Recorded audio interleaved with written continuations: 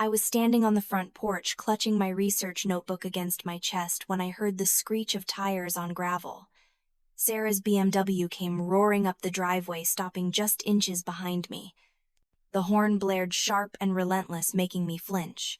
Through the windshield, I could see her face twisted in disgust as she leaned on the horn again.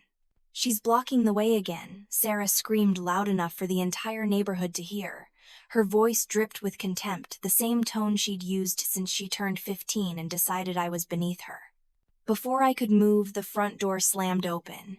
Richard Vance, my stepfather, stormed out with the kind of fury that made my stomach drop. He didn't say a word. He didn't need to. His hand shot out and grabbed my wrist with enough force to make me gasp. The notebook fell from my hands as he dragged me across the driveway, my bare feet scraping against the rough gravel and stone. "Do you know where your place is, you useless piece of trash?" His voice was low and guttural, barely controlled rage seeping through every syllable. I tried to pull away, tried to find my footing, but he was too strong. My knees scraped against the ground, my hands scratching against the sharp stones as I fought to keep up with his violent pace. Behind me, I could hear Veronica's laughter from the porch, that cold, cruel sound that had become the soundtrack of my life. Well, the trash bin finally found its purpose," she called out, sipping her iced tea like she was watching an afternoon sitcom instead of her husband assaulting her stepdaughter. Richard jerked me to my feet, his fingers digging into my throat as he lifted me off the ground. For a moment, I couldn't breathe. Then I was flying through the air and everything went dark as I crashed into something hard and hollow. The lid of the city's large green recycling bin slammed shut above me, the sound echoing like a death knell. Through the plastic, I could hear Sarah's delighted shriek, the click of her phone camera. "This is perfect. This is exactly where you belong, isn't it?" I sat there in the darkness, surrounded by the stench of rotting garbage and old takeout containers, and something inside me went quiet. Not broken, just very, very still. I didn't cry. I refused to give them that satisfaction. But humiliation burned through every nerve in my body, mixing with a rage so pure and cold it felt like ice in my veins. The plastic walls of the bin were slick with condensation, and something else I didn't want to identify. I could feel bits of food waste sticking to my arms, to my hair. The smell was overwhelming, making my eyes water, even though I refused to let actual tears fall. Above me, I could hear their voices growing distant as they went back inside, probably to celebrate their latest victory over the family burden. I don't know how long I stayed in that bin. It might have been 15 minutes. It might have been an hour. Time loses meaning when you're trapped in darkness with nothing but your thoughts and the recognition that the people who should protect you are the ones who hurt you most. The memories came flooding back as I huddled there, my body curled into the smallest possible shape. Richard hadn't always been this way. I could remember him from when I was 12, just after Veronica married him. He'd been distant, but not cruel. He would nod at me in the hallways, occasionally ask how school was going in that perfunctory way adults do when they don't really care about the answer but know they should ask. Everything changed when Sarah turned 15. I was 17, then focused on my studies, trying to stay invisible and get through high school so I could escape to college. But Sarah had discovered her passion for dance, and with it came an endless stream of expenses. Designer leotards because the regular ones weren't good enough. Private lessons with a former Bolshoi dancer who charged $300 an hour. A trip to Paris for a summer intensive that cost more than a year's tuition at the state university. I remember the day I asked for $75 to buy proper shoes for my internship at the university research lab. I'd been accepted into a competitive program studying environmental chemistry, something I'd worked toward for 2 years. The sneakers I'd been wearing had holes in the soles, and I'd tried to patch them with duct tape, but it was getting embarrassing. Veronica had looked at me like I'd asked for a kidney. $75, do you have any idea what that costs? Sarah needs new point shoes for her recital, and her costume alone is $200.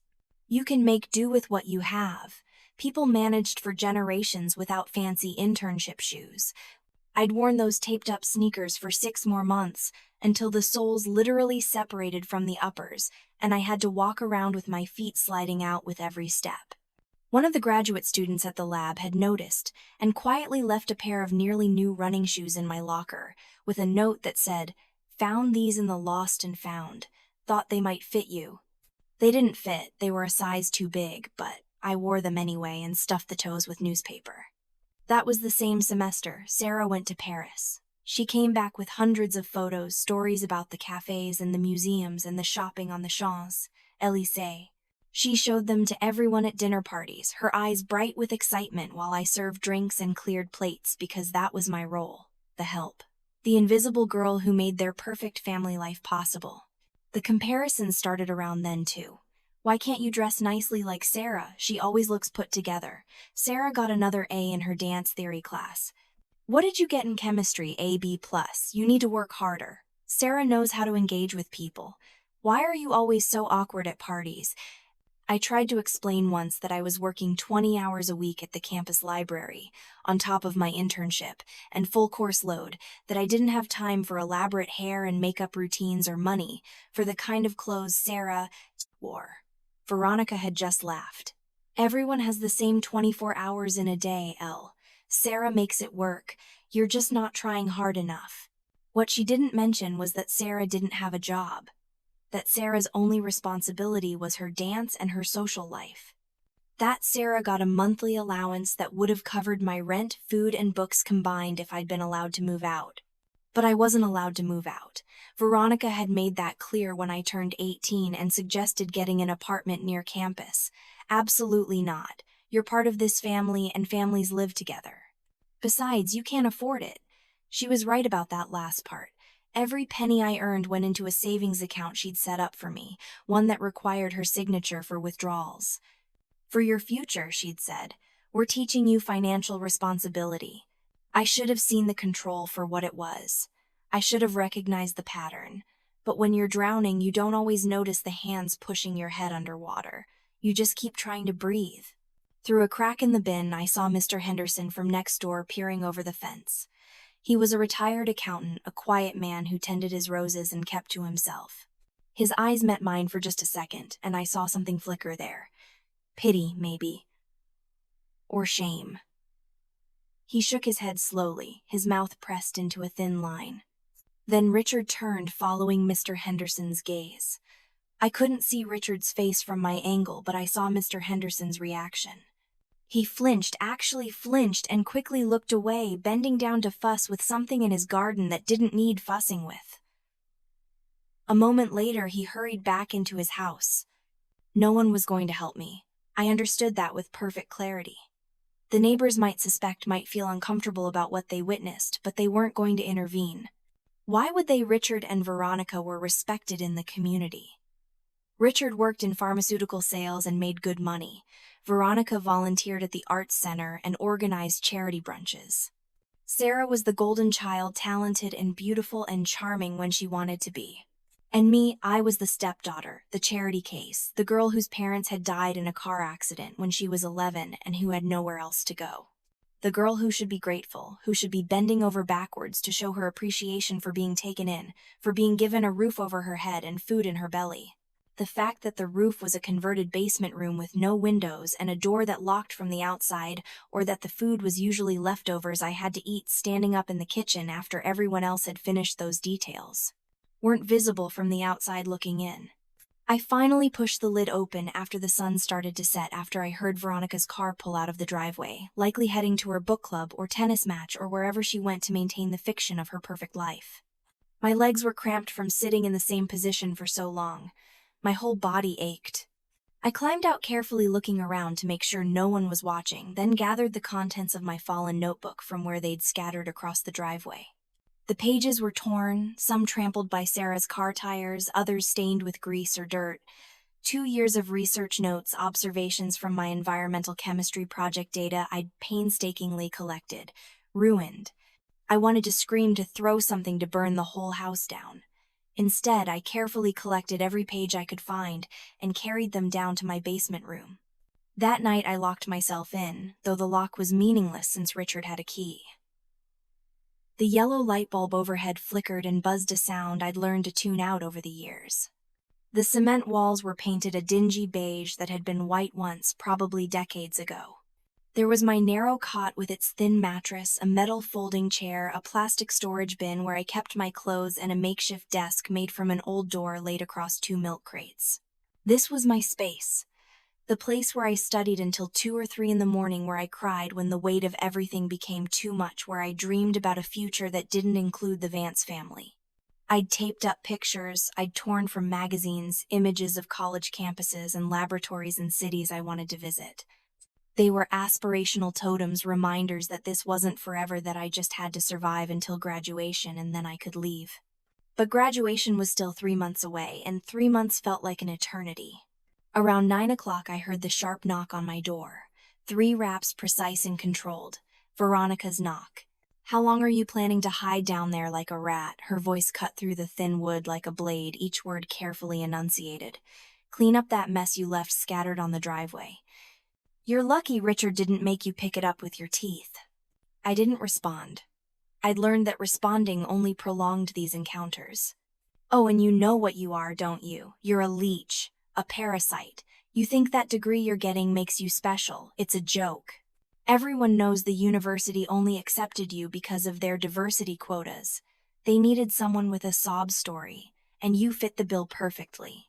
My hands clenched into fists. My degree wasn't a joke. I'd earned every single credit through exhaustion and determination and work that never seemed to end. My professors had written me recommendation letters. My research supervisor had told me I had a real future in environmental science. But Veronica's words still found their mark, still planted seeds of doubt that I'd spend hours pulling out later. "Sarah is building a real future," Veronica continued. "She has talent. She has connections. She has everything she needs to succeed. And you're just polluting our space. Using our electricity, our water, our food. Do you have any idea how much you cost us, how much we sacrificed to keep you here?" I heard something hit the floor outside my door with a plastic clatter, then her footsteps retreating up the wooden stairs, each step punctuated like an exclamation point. I waited 5 full minutes before opening the door. On the concrete floor lay an old credit card, the magnetic strip worn, the plastic slightly warped. I picked it up, turning it over in my hands. It was issued to Carol Winters, expired 3 years ago. On the back, written in faded blue ink, was a phone number and a note: "Call me anytime. C.W." Aunt Carol, Veronica's younger sister. I hadn't thought about her in years. The memories came back slowly, fragments of a time before everything became so dark. Aunt Carol used to visit when I first came to live with Veronica, back when I was still reeling from my parents' death, still having nightmares about the car crash. She was softer than Veronica, warmer. She would bring me books and sit with me while I read, not saying much, just being present in a way that felt safe. Then one day she stopped coming. I'd asked Veronica about it once, and she'd snapped, "Carol has her own life. She can't be bothered with us anymore." Later, I'd overheard an argument between Richard and Veronica about Carol, something about disapproval and interference and boundaries. I'd pieced together that Carol hadn't approved of how they treated me, and rather than change their behavior, they'd simply cut her out. I stared at that phone number for hours, sitting on my cot with the card in my hand, my thumb tracing the numbers. Did I dare reach out? What if Carol didn't remember me? What if the number was disconnected? What if Veronica found out and made things worse? But how much worse could things get? I'd been thrown in a trash bin. I'd been humiliated, degraded, physically assaulted. What was left to fear? The next morning I woke to silence. The kind of silence that meant Richard and Sarah were gone. I crept upstairs, carefully listening for any signs of life. The house was empty.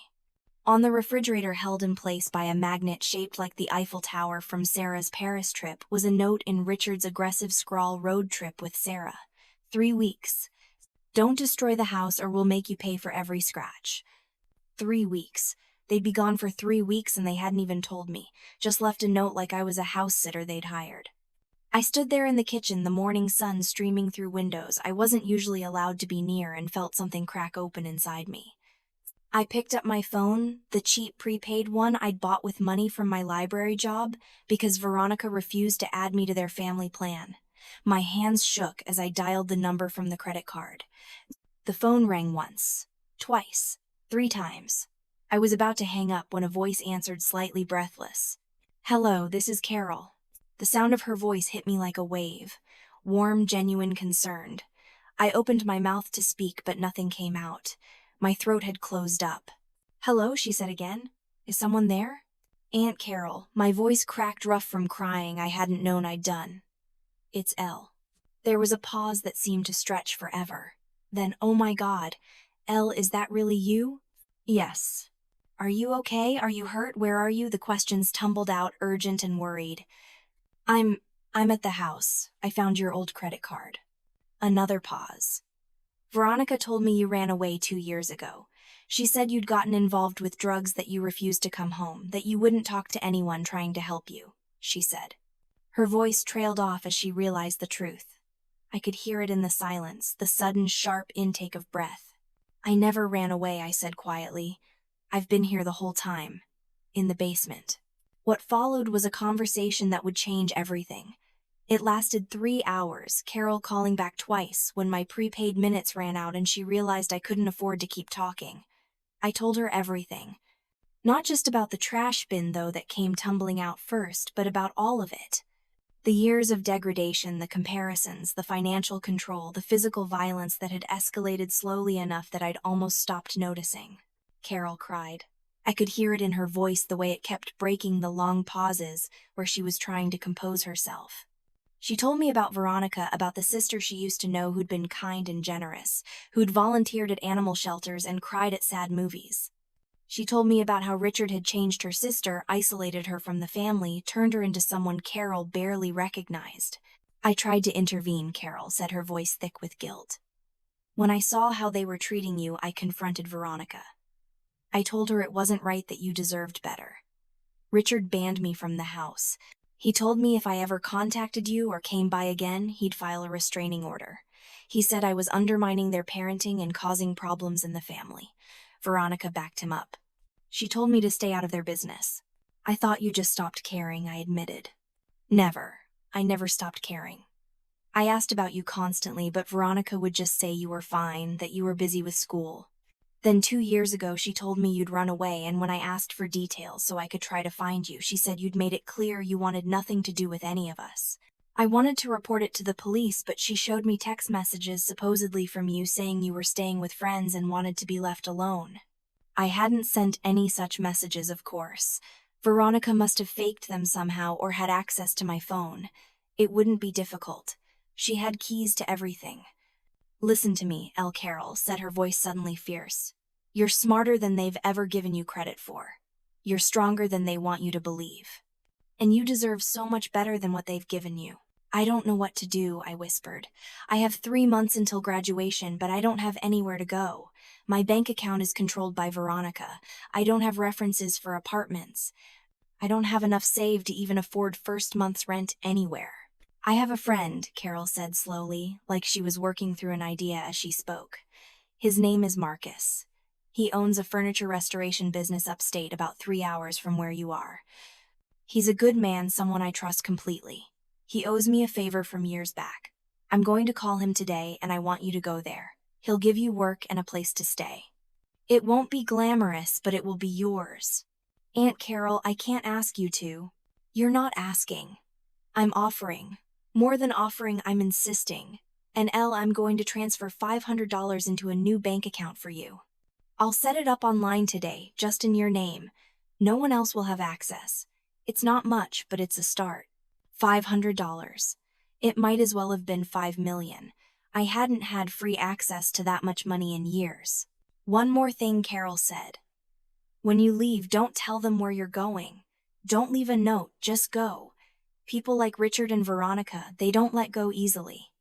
They'll try to pull you back, not because they love you, but because they need someone to control. Promise me you'll just disappear. I promised. We talked for another hour about logistics, about practicalities, about the life I might build. When I finally hung up, the sun was high in the sky and I felt something I hadn't felt in years. Hope. Terrifying, fragile hope. I spent the next 2 days carefully planning my escape.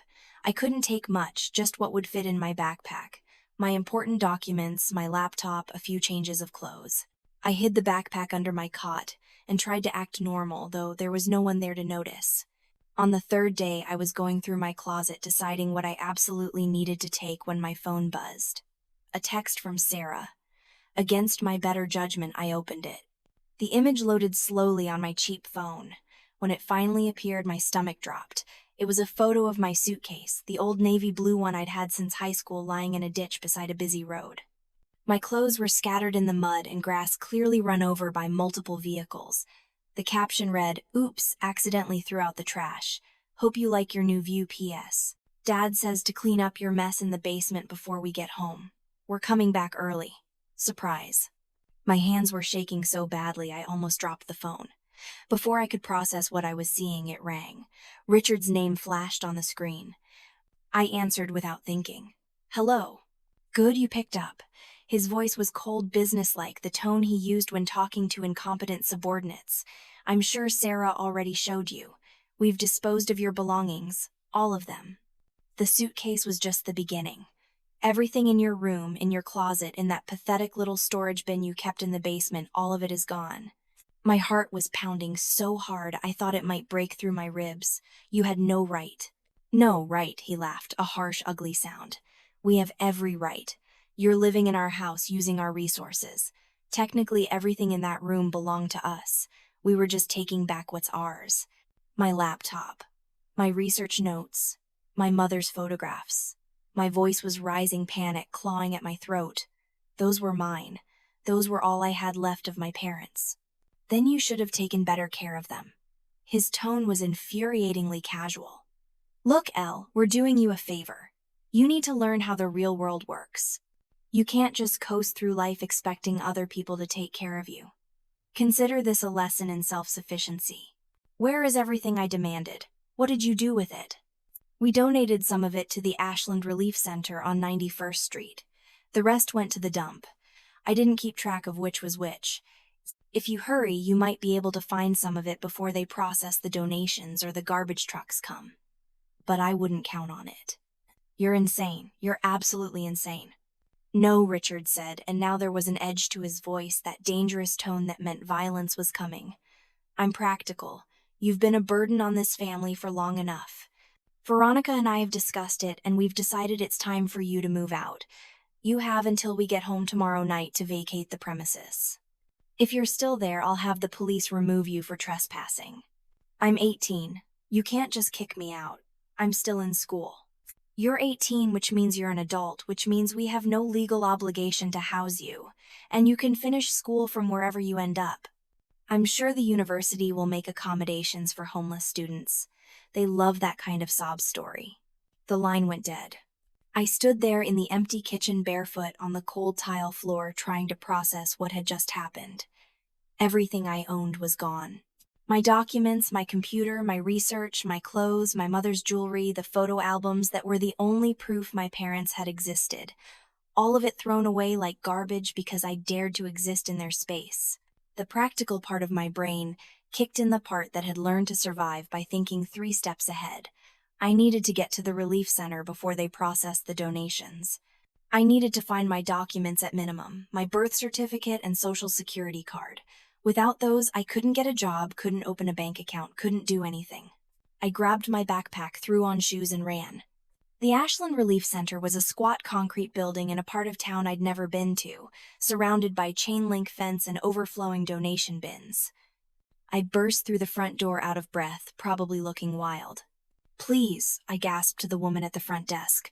"My stepfather donated my things here. Today or yesterday. I need them back. They're mine. He had no right." The woman, middle-aged with tired eyes and a name tag that read Sandra, looked at me with the weariness of someone who'd heard every story. "Honey, once things are donated, they become property of the center. We can't just give them back. Please. There are documents in there. My birth certificate. My social security card. Photos of my dead parents. Please." Something in my voice must have reached her. She sighed and stood up. "Come on. I'll let you look, but I can't promise anything. We process hundreds of donations a day." I followed her into the back warehouse, a cavernous space filled with bins and racks and sorting tables. The sheer volume of stuff was overwhelming. How was I supposed to find anything in this chaos? "When did he say he dropped it off?" Sandra asked. "Yesterday, maybe this morning." She led me to a section marked with today's date. "This is everything that came in today. Yesterday's stuff might already be on the floor or sorted into storage. You've got 15 minutes. I've got to get back to the desk." I tore through bags and boxes with growing desperation. I found clothes that might have been mine, though I couldn't be sure. I found books, shoes, random items that seemed familiar, but no laptop, no documents, no photos. After 30 minutes of searching, Sandra came back. "I'm sorry, but I really need to lock up this area. Did you find what you needed?" I shook my head, fighting back tears. "No, nothing important." She looked at me for a long moment, then sighed. "Look, sometimes when people donate electronics or important-looking documents, we set them aside in case there's been a mistake. Follow me." She led me to a small, locked office and pulled out a plastic bin from under the desk. Inside were laptops, tablets, document folders, photo albums, things that seemed too valuable to be donated. And there at the bottom was a manila envelope with my name on it. My hands shook as I opened it. Inside was my birth certificate, my social security card, my passport, and a few other documents. Not everything, but the essentials. The things I absolutely needed to exist as a legal person. "Take it," Sandra said quietly. "If anyone asks, you were never here." I looked up at her, this stranger who had no reason to help me. "Thank you. I have a daughter about your age," she said. "I'd want someone to help her if she needed it. Now get out of here before my manager comes back." I clutched that envelope like it was gold as I left the relief center. My laptop was gone, all my research was gone, my mother's jewelry and my father's watch were gone, but I had my identity. I could work with that. I went back to the house one last time. I packed what little I had left into my backpack, including the $500 Carol had wired to my new account, which I'd withdrawn as cash. I took one last look at the basement room where I'd spent the worst years of my life, at the magazine photos on the wall and the makeshift desk and the narrow cot. Then I walked upstairs and out the front door. I didn't leave a note. I didn't say goodbye. I just left, walking away from 27 Burwood Drive with nothing but a backpack and a bus ticket to a town I'd never heard of, to meet a man named Marcus who owed my aunt a favor. The bus ride took 4 hours, winding through small towns and countryside. I sat in the back watching the landscape change, feeling like I was shedding a skin. With every mile, the weight on my chest lightened just a little bit. By the time we pulled into the station, I felt like I could almost breathe. Marcus's shop was exactly as Carol had described it, tucked between a hardware store and a coffee shop called Maggie's that advertised the best pie in 3 counties. The sign above the door read, "Marcus Restoration, giving old things new purpose." The inside smelled like wood shavings and varnish and linseed oil, a combination that was strange and comforting at the same time. Furniture in various stages of repair filled every available space. A Victorian settee with half its upholstery removed, a dining table with 3 legs, a dresser with drawers scattered around it like puzzle pieces. Marcus himself appeared from the back, wiping his hands on a rag. He was a large man, probably in his 60s, with weathered dark skin and hands that looked like they'd seen a lifetime of hard work. His eyes, though, were kind. "You must be Elle," he said simply. I nodded, suddenly unable to speak. Something about the way he said my name without judgment or expectation made my throat close up. Carol called. "Told me your situation."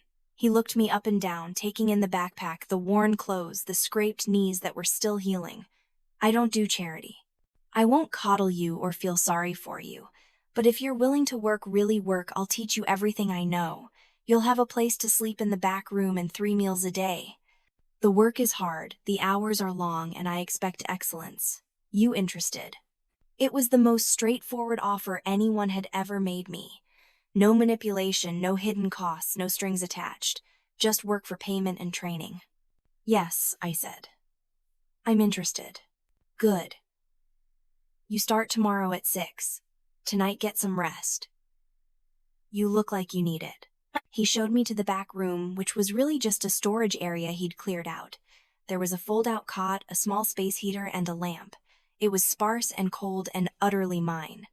I cried that night for the first time since the trash bin. Not from sadness, but from relief. I was out. I was free. Whatever happened next, it would be on my terms. The first weeks were brutal. Marcus wasn't exaggerating when he said the work was hard. I swept floors until my arms ached and my hands blistered. I sanded wood for hours until sawdust filled my lungs and I couldn't stop coughing. I learned to strip furniture to identify different types of wood to understand grain patterns and structural integrity. Marcus taught me how to use tools properly, correcting my grip on chisels and planes and sanders.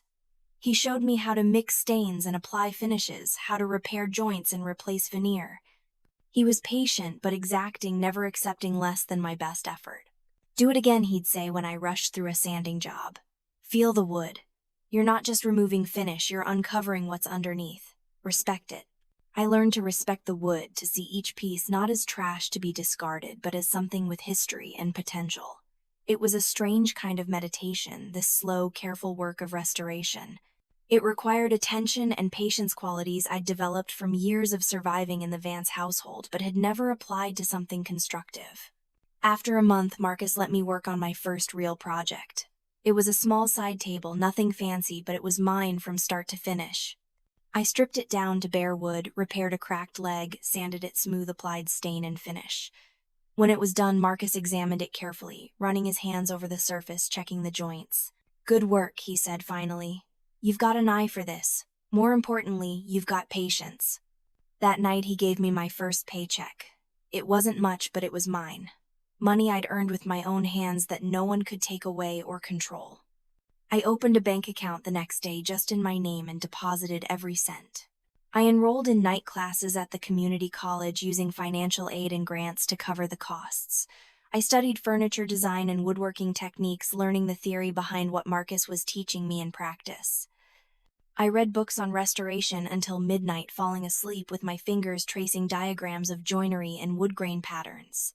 Slowly, painfully, I started to rebuild my life. I bought new clothes from thrift stores, cheap but clean and mine. I got a library card and spent my Sundays reading in the corner of the public library, just because I could, just because no one was going to take the book away or tell me I was wasting time. I made exactly one friend in those first 6 months. Her name was Jen, and she worked at Maggie's coffee shop next door. She started giving me free coffee and day-old pastries, claiming they were going to throw them out anyway. We never talked about my past, and I never asked about hers. We just existed in parallel, two people rebuilding from something. After 8 months, I felt ready to try something new. Marcus had been teaching me about online marketplaces, about how craftspeople were selling their work on platforms like Etsy. "You've got skill now," he'd said. "You should think about building your own business." The idea terrified me.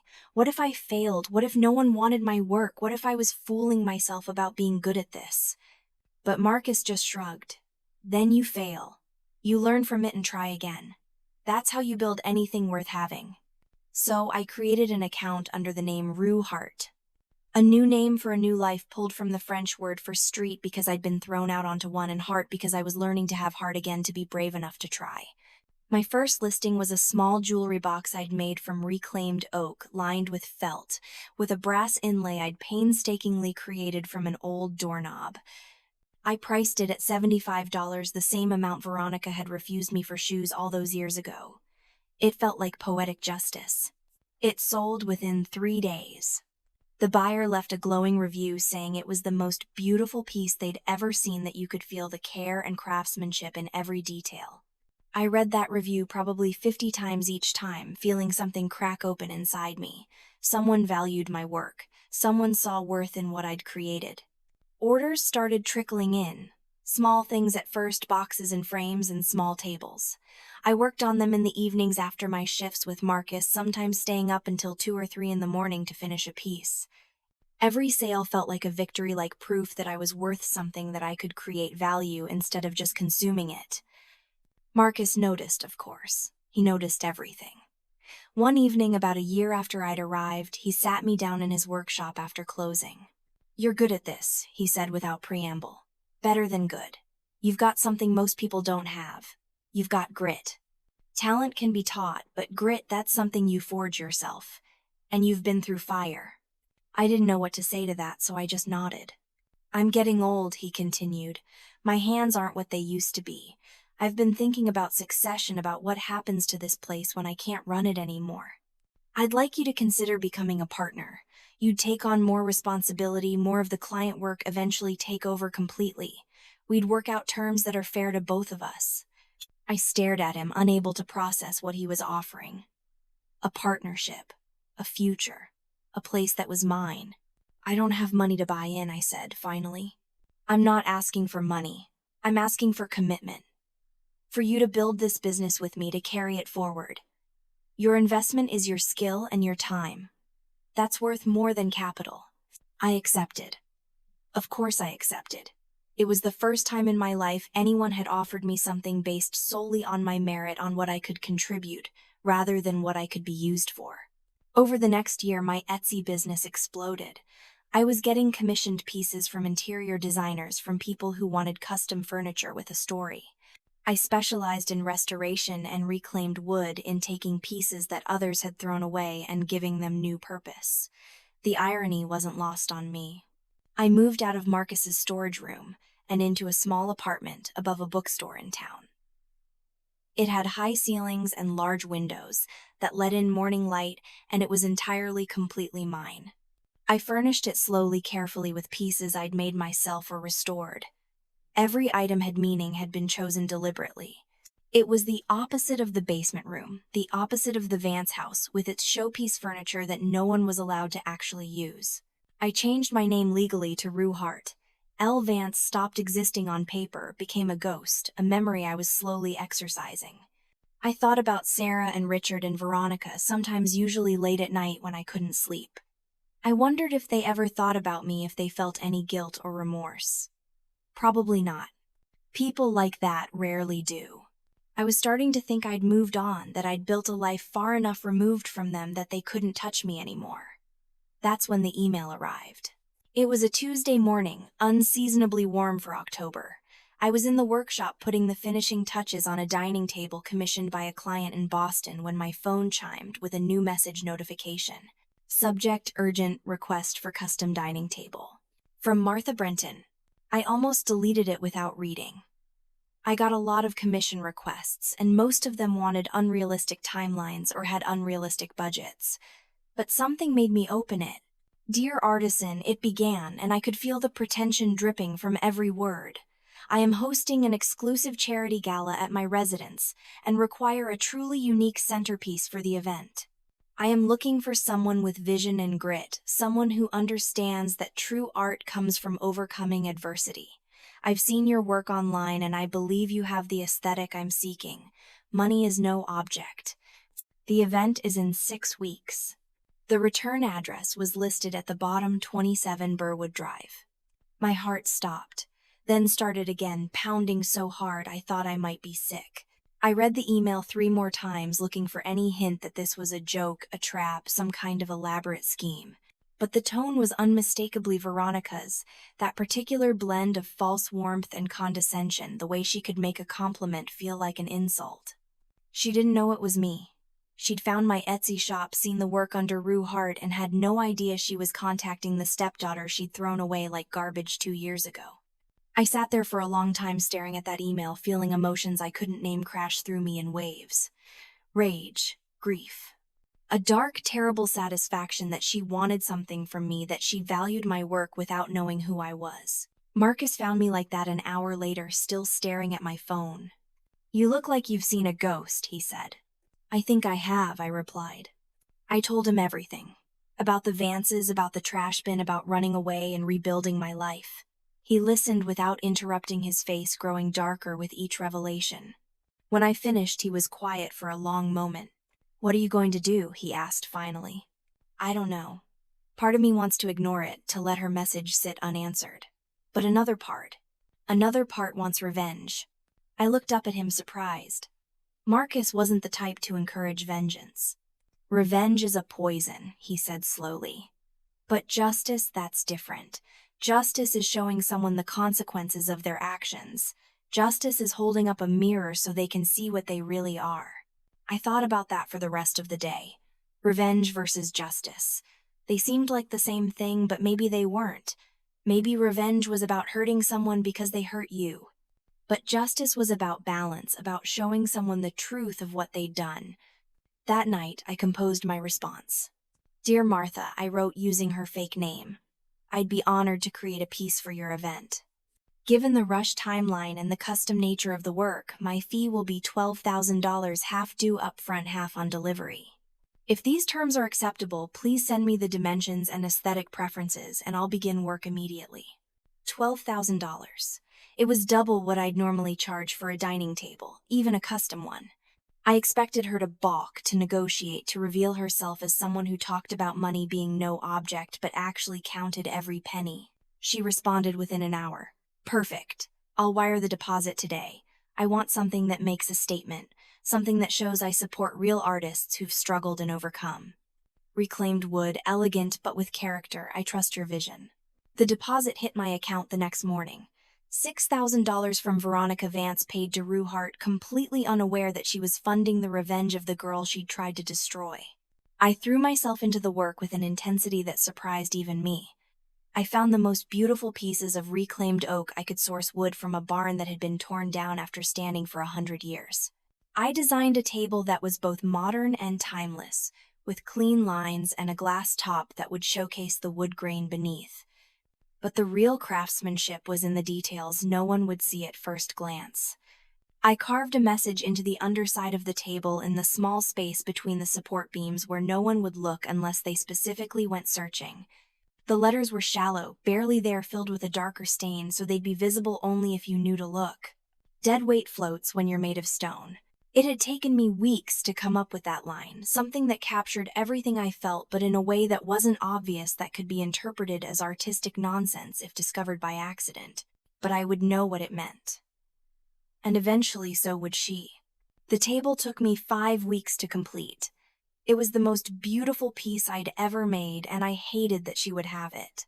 But that was part of the justice, wasn't it? She would have something I'd created, something that proved my worth, and she would never be able to separate the beauty of the work from the knowledge of who'd made it.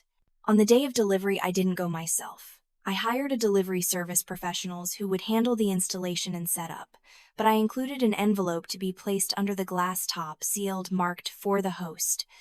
Inside was a letter handwritten on expensive paper. "Mrs. Vance," it began, "you probably don't remember me. Or maybe you do, but you've told yourself a different story about what happened, one where you were kind and I was ungrateful. Let me remind you. 2 years ago, you and your husband dragged me across a gravel driveway and threw me into a garbage bin. You took everything I owned and discarded it like trash. You kicked me out with nothing but the clothes on my back and told me to learn how the real world works. So I did. I learned that my worth isn't determined by people who should love me but don't. I learned that I could take what others throw away and make it beautiful. I learned that the girl you tried to destroy was stronger than you ever imagined. This table represents everything you wanted me to believe I could never be. Skilled, valuable, worthy of respect and fair payment. You've paid $12,000 for my work, Mrs. Vance. You've validated my worth with your own money.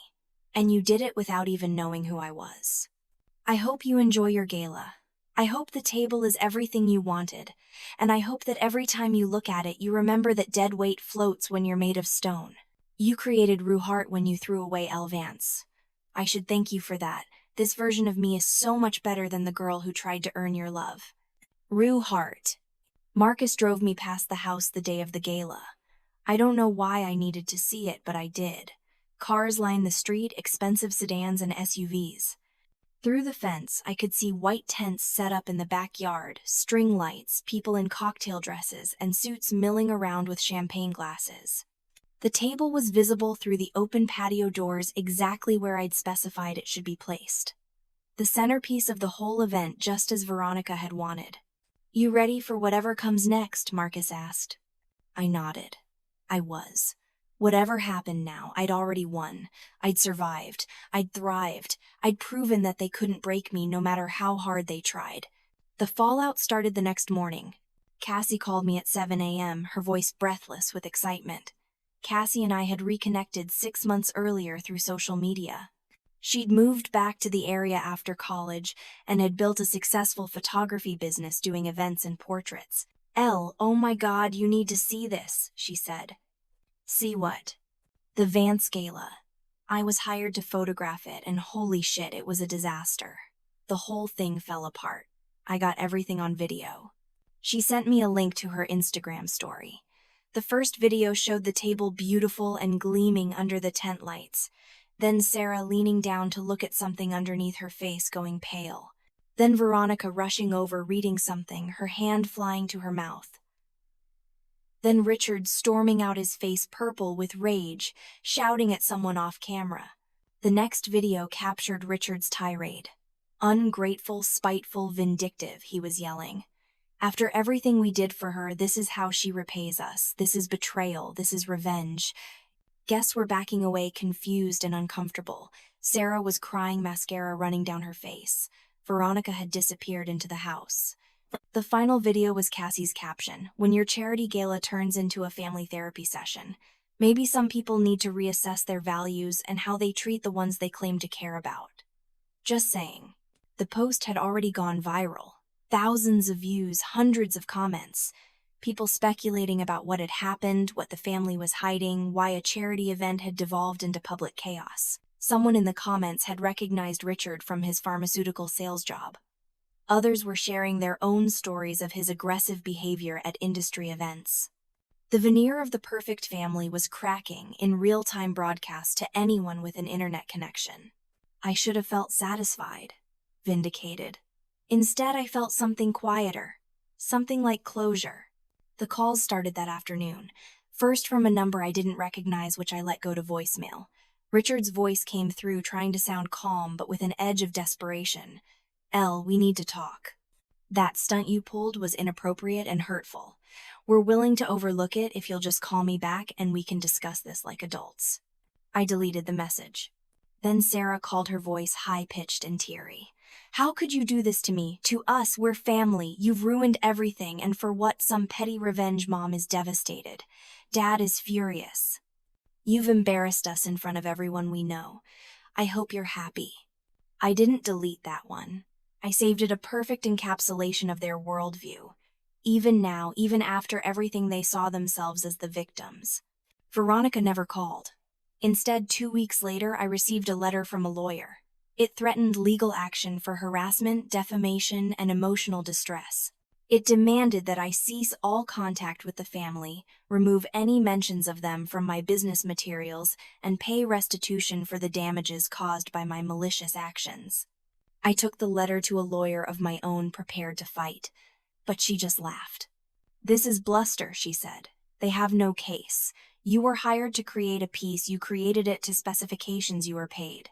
What you included with the delivery was a personal letter, not a public statement. And they'd have to prove damages, which means admitting in court why your letter upset them so much. Trust me, they won't pursue this." She was right. I never heard from the lawyer again. But I did receive one final communication 3 months later. An anonymous letter with no return address, postmarked from the city. Inside was a single photograph of 27 Burwood Drive, with a for sale sign on the lawn. Across the bottom, someone had written in Sarah's distinctive curly handwriting, "I hope you're happy now." I studied that photo for a long time. The house looked smaller than I remembered, less imposing. Just a house after all, not the prison it had felt like, not the symbol of everything I couldn't have. Just a structure of wood and brick and glass that meant nothing without the people inside it. I wasn't happy that they were losing their house. I wasn't sad either. I just felt nothing. They'd made their choices, and those choices had consequences. That wasn't my fault or my responsibility. But I did have a choice to make. I could let the house go to some random buyer, watch it become someone else's property, someone else's story, or I could do something else, something that would actually mean something. I thought about David and Maria, the couple whose apartment had been destroyed in a storm last year. I'd helped them restore the furniture that survived, working for free because they clearly couldn't afford to pay, and they'd lost so much already. They'd been so grateful, so kind, bringing me homemade cookies and handwritten thank you notes. They just had a baby, and they were living in a cramped one-bedroom apartment, saving every penny for a down payment on a house. I called Carol. We'd been talking regularly since I left, rebuilding a relationship that Veronica had tried to destroy. She was thrilled to help me set up a blind trust, a way to support David and Maria's bid for the house without them knowing where the help was coming from. The process took 6 weeks and most of my savings. But when it was done, David and Maria had the winning bid on 27 Burwood Drive. They called me ecstatic, barely able to believe their luck. "Someone set up a grant for first-time homebuyers with young children," David explained. "We qualified, and with that help we could actually afford this amazing house. It's like a miracle." I just smiled and told them I was happy for them. And I was. Genuinely, purely happy in a way I hadn't been in years. 2 weeks later, I sent out elegant invitations on handmade paper stock. Housewarming party. A new beginning for 27 Burwood Drive. Join us in celebrating home family and fresh starts. I sent invitations to everyone in the old neighborhood, all the people who'd watched the Vances' perfect family facade. And I sent 3 special invitations addressed to Richard, Veronica, and Sarah Vance at their new rental address, which Carol had helped me locate. The party was on a Saturday afternoon, warm and sunny. David and Maria had been working on the house for weeks, painting and cleaning and making it their own. They'd removed all traces of the Vances' aesthetic, replacing cold showpiece furniture with comfortable lived-in pieces. Children's toys scattered across the living room, family photos on the walls, plants in the windows. It looked like a home instead of a museum. I arrived early to help set up. We hung a wooden sign I'd made on the front lawn, hand-carved and stained. This house was built on kindness, not cruelty. Marcus came with Jen from the coffee shop, who'd become a close friend. Cassie came with her camera, not to work, but just to document the day. Carol drove 3 hours to be there, hugging me so tight I could barely breathe. And at exactly 2 o'clock, a black sedan pulled up to the curb. Richard, Veronica, and Sarah climbed out dressed like they were going to a funeral. Black suits, black dresses, expressions of grim determination. They probably thought this was some kind of confrontation, some final showdown where they could reclaim their dignity or at least their narrative. They walked up the path slowly, looking around at the house they'd lost, at the neighbors who'd come to celebrate its new owners. David and Maria were on the porch, Maria holding their baby daughter, both of them smiling and welcoming everyone who arrived. When the Vances reached the porch, Maria greeted them warmly. "Welcome, you must be friends of Rue's. She's told us so much about how this house has such an important history. Come in, please. We'd love to show you what we've done with the place." Richard's face went red. "We know exactly what this house is. We used to live here." Maria's smile faltered. Oh, I'm so sorry. I didn't realize. But please come in anyway. The house has such good bones, and we're so grateful for the chance to make it our home." That's when I stepped out from behind the fence where I'd been talking to Mr. Henderson. I was wearing work clothes, jeans, and a flannel shirt, my hands still stained with wood varnish from the rocking chair I'd finished that morning for Maria's nursery. The silence that fell was absolute. Sarah saw me first, her eyes widening. Then Veronica, her face draining of color. Then Richard, who looked like he was contemplating violence. "Hello," I said simply. "Thank you for coming."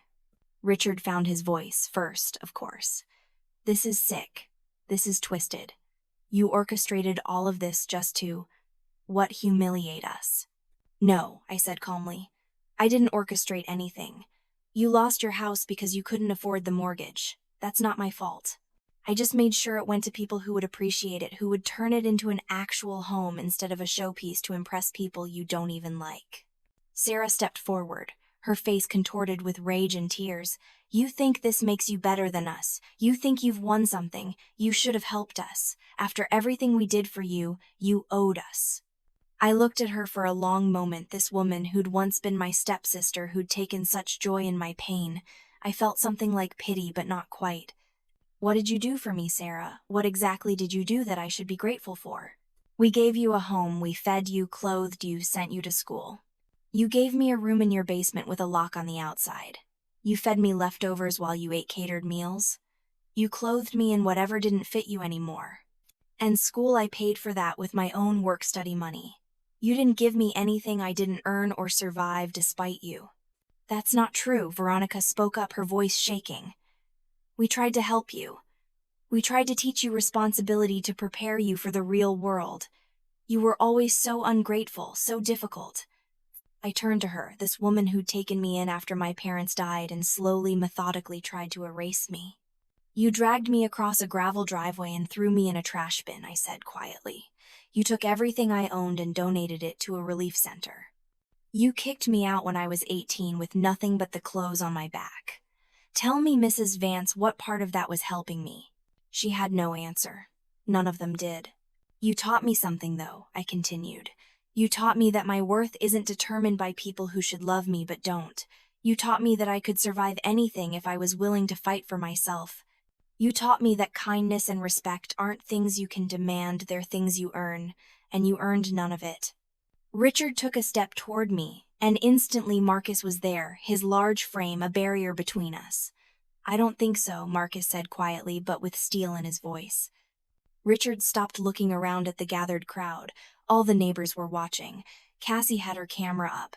This wasn't like the basement where no one could see. This was public, and he knew it. Why, he demanded, instead, his voice breaking slightly. Why would you give them the house? After everything, why help strangers? I reached into my pocket and pulled out a polished wooden box about the size of a shoebox. I'd spent days making it dovetailed corners, a sliding lid, the wood rubbed to a soft sheen. It was beautiful, one of the best pieces I'd ever made. I handed it to Veronica. Open it, I said. Her hands shook as she slid the lid open. Inside was a crushed soda can bent and dented. Next to it was a photograph, the one that had been in Sarah's text message of me in the recycling bin. And underneath both was a folded piece of paper. Veronica unfolded it with trembling fingers.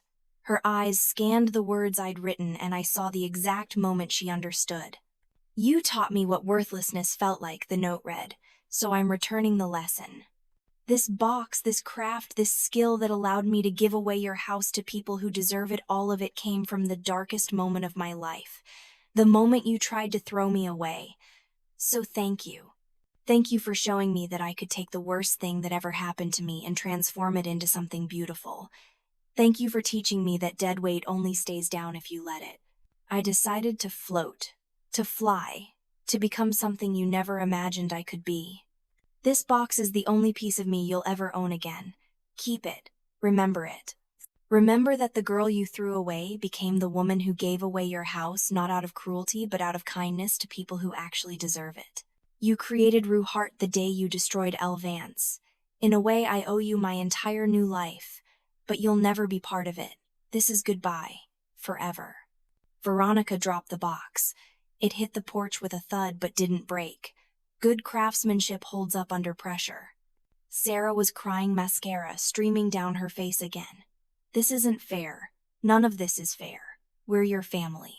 I looked at her, really looked at her, maybe for the first time. She wasn't a villain in a story. She was just a spoiled girl who'd never learned that actions have consequences, who'd been raised to believe that being pretty and talented meant you could treat people however you wanted. No, I said gently. You were never my family. Family doesn't throw each other away. Family doesn't celebrate each other's pain. Family doesn't use love as a weapon and kindness as a currency. You were just people I lived with for a while, people who taught me exactly who I didn't want to become. I turned away from them, then walking back to where David and Maria stood on their porch holding their daughter, building their life in a house that had once been a prison but was now a home. Come on, I said to them. Let's go inside. I want to see what you've done with the nursery. Behind me, I heard car doors slam. An engine starting. The Vances leaving, probably for the last time, from a house that would never be theirs again. I didn't look back. The party was beautiful.